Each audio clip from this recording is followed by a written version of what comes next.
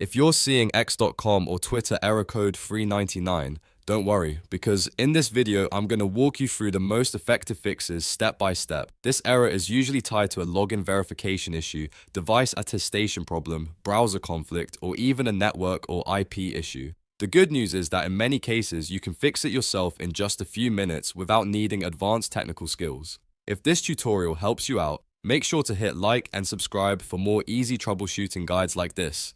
Alright, let's jump right in. The first thing you want to do is clear your browser cache and cookies. This is one of the most common fixes for login problems because old or corrupted browser data can interfere with x.com loading properly. If you're using Chrome, Edge, or another browser, open it up first. Then press Ctrl, Shift, and Delete on Windows or Command, Shift, and Delete on Mac. That shortcut opens the Clear Browsing Data menu. From there, make sure you set the time range to all times so you fully reset the stored data. Then check the boxes for cookies and other site data and cached images and files. Once those options are selected, click Clear Data. After that, close the browser completely, reopen it, and try logging into x.com again. If the error is still showing up, the next step is to test in an incognito or private browsing window.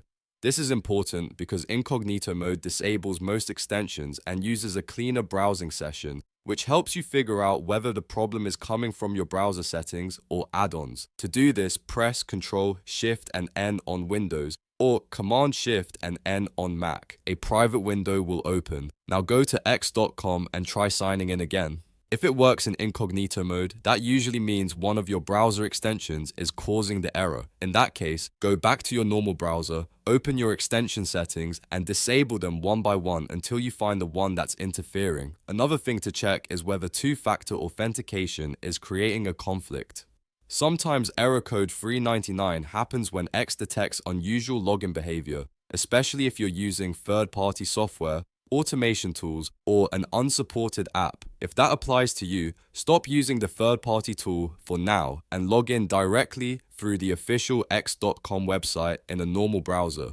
Once you're signed in, go to Settings and Privacy, then Security and Account Access, then Security, and then Two-Factor Authentication. Make sure your authentication app or login method is set up properly and that there are no conflicts with your account security settings.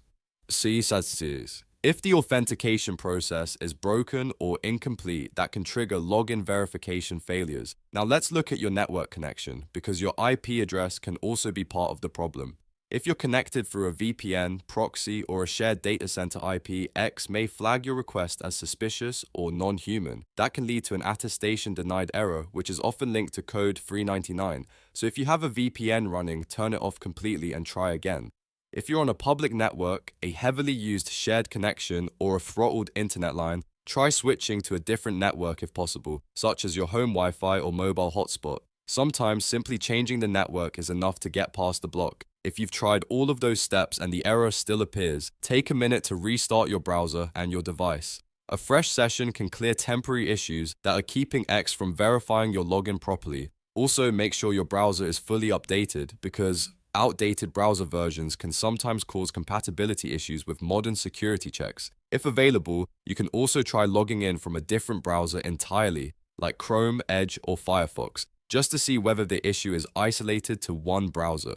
So to quickly recap, the best fixes for x.com or Twitter error code 399 are clearing cache and cookies, testing in an incognito window, checking for extension conflicts, reviewing two-factor authentication settings, and turning off VPNs or proxies.